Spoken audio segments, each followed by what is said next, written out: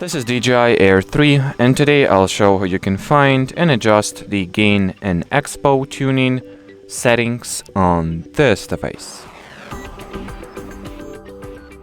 First, you will need to open the flying interface of the DJI Fly app.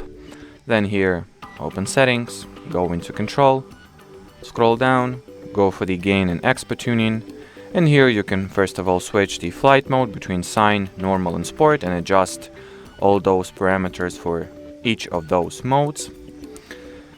And here you can also, what you can adjust is max horizontal speed, max ascent speed, max descent speed, max angular velocity, yaw smoothness, brake sensitivity. You can customize the expo profile and also adjust the gimbal max control speed and tilt smoothness. Or if you want to restore default preferences here, you can always do that by tapping at the Reset Current Settings button. And well, as far as this video goes, that'll be it. So thanks for watching, thanks for your attention, and bye bye.